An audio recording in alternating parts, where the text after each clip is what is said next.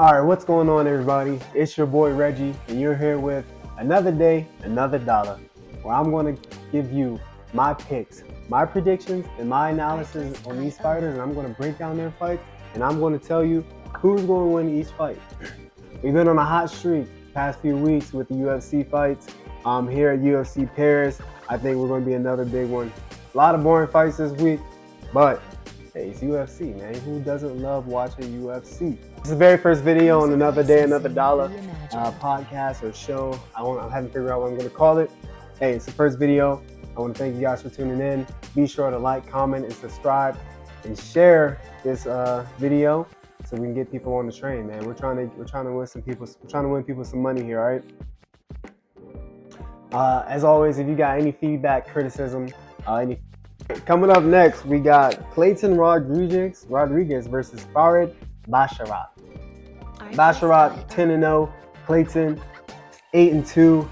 Clayton's coming in as the plus 275 underdog, and Farid is the minus 350 favorite. Now, when I see odds like this, I automatically get weary. When you see someone with a minus 350 odds, you want to be a little cautious with that, all right? So you got Clayton here. Clayton is an entertaining fighter.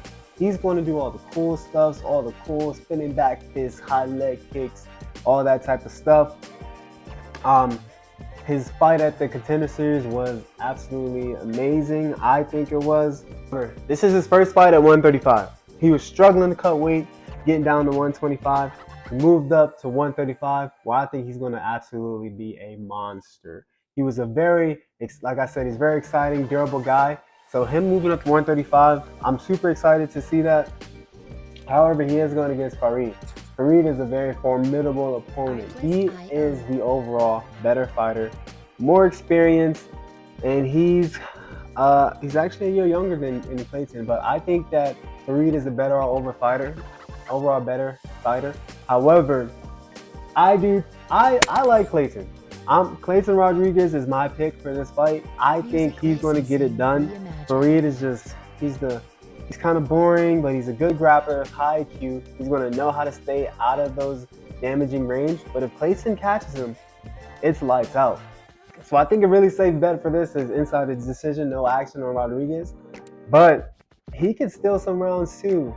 If Farid doesn't get the takedowns and control Rodriguez, then Rodriguez is going to win the fight. The only way that Farid wins this fight is control time and takedowns. Coming up, then we got Rhys McKee versus Andre Lusa. Rhys McKee, 13 wins, 4 losses, 1 tie. He's a tall guy. He's 6'2", coming at 170, 27 years old, orthodox fighter. The thing that Rhys is really good at is using his length to his advantage. He's good at that. He's good at throwing that jab consistently. It's not very powerful, but that jab connects and it lands, and he's always throwing it. I think Lusa is going to come in here and destroy Rhys McKee. Rhys McKee is a one-trick pony. If he's not hitting the jab and the jab isn't connecting, he's going to lose that confidence, and Lusa is just going to go loose on him. He's going to cut loose on him. All right? So Anj, he has that good high guard, right? So the jab is not getting through that good high guard. He's good at wrestling. He's stronger than McKee. I think, and he has that dog in him. Like, Rhys doesn't have that dog in him. So I'm going with Anj Lusa here. Right now, he's the minus 170 favorite. I think he's a good pick. All right, next up we got Nora Cornoli versus Jocelyn Edwards. All right, I watched film on these two fighters, and I have to tell you, I think Jocelyn Edwards is not very good. I know she's respectable. She's been around for a little bit. This Nora Cornoli girl she's new, but when I watch Nora Cornoli, I'm just thinking there is no way Jocelyn Edwards is going to beat her. Nora Cornoli is dominant, powerful striker. She's a bit of a brawler. She's not very technical, but she is a good striker. Jocelyn Edwards is boring. Edwards is boring. The only way she's going to win this fight is if she finds a way to stay out of the range of Nora, and if she doesn't get taken down. Because once Nora gets you down, she's throwing elbows and she's looking for the knockout. And I don't think Jocelyn can withstand that punishment. So the pick here is going to be Nora. I know it's a hot take. You want to be safe? I think Nora's gets it done here. Zara Theron and Jocelyn Cavalcanti. I'm gonna butcher these names, so just bear with me. So Zara was a monster underdog in her last fight, and she looked amazing. She was sharp, she was fast, with powerful strikes.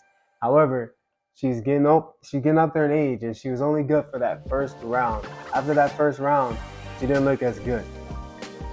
She's taking on Jocelyn, who was absolutely destroyed in her last fight. However, I do believe that she's a better overall fighter.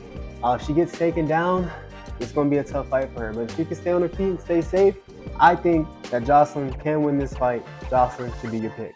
All right, guys. Coming up next, we have my boy Morgan Shadia. Morgan Shadia, 18-9-1. Let me tell you what frustrated me when I was watching Morgan. This guy is he's super good, right? He's a good striker, but he's just boring as hell to watch. He won't throw a single punch unless someone throws a punch to him. He has zero offense. All his offense comes from defense, which is good, I guess. He's a very good counter striker.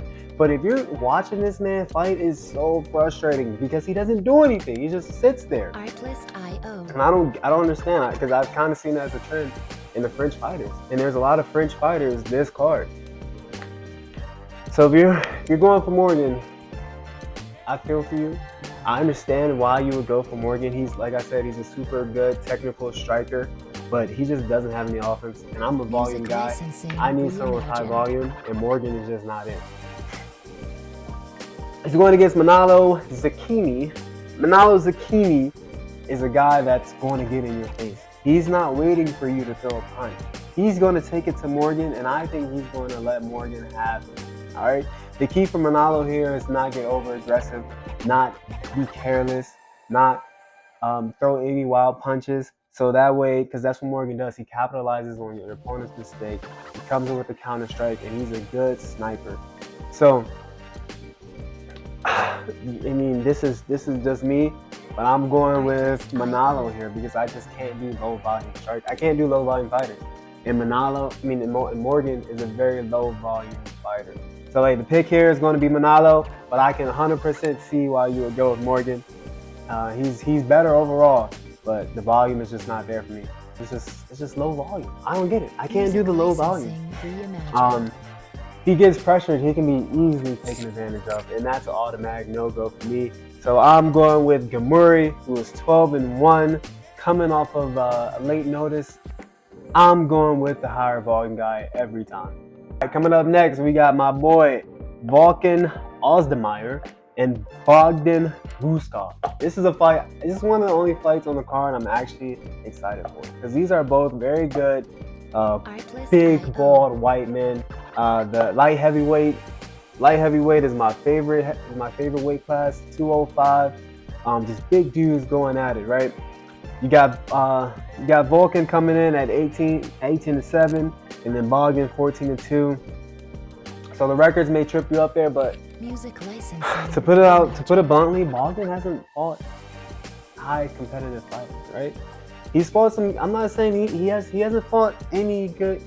He's fought some good people. However, they're not UFC quality, and he's been killing them, knocking them out left and right. However, Bogdan can get knocked out. He can get careless. He pushes aggressive, and his guard isn't very high. And if he gets hit on the chin, you've seen it. He went down once. I saw him get knocked out once. His first UFC fight, which always makes me nervous. But Bogdan, he is a dog. I will say that he's a dog. But we got to see how he acts when the bright lights come on. Like, he's this big white brawler, and he's going to throw those haymakers. So he can win. I think he will win against Ozdemir, actually against Volkan. But Volkan, however, is another counter-strike guy. He's going to watch you throw the big, dumb brawler strikes that Bogdan does, and he's very precise with his counter-strikes. So I think the safest bet here is under 2.5, 100%. I don't know who is going to win this fight, but my pick is Bogdan, because he just got that dog in him. But the safest pick here is under 2.5. Someone's definitely going to get knocked out. Coming up, we got Saint Denis and Thiago Moises. Thiago Moises coming in as the underdog at plus 135, 17-6. And then Saint Denis coming in at 11-1 as the minus 160 favorite. This is going to be a tricky one too, right? Because you got two very good fighters. You got Thiago is a seasoned vet, right? He's been around a lot. He's high IQ, decent takedown defense, good grappler, and he's the better striker in this matchup. However, he's a seasoned vet, right? He's getting up there, fighting these new guys. Saint Denis is one of those tough and gritty, gotta have it, gotta get it guys, and he's going for the takedowns and he's going for the elbows. The key here is going to be, can Thiago, can he defend the takedown? Is Saint Denis going to be able to get there to takedown? You can see his entries sometimes are kind of lazy, lackadaisical. If Thiago has good takedown defense, might catch him 1 to 2 on the entry, Saint Denis won't win this fight. Thiago will win this fight, just being a better striker, grappler, and more high IQ. But Saint Denis is that tough, man. You know I love the tough and gritty guys.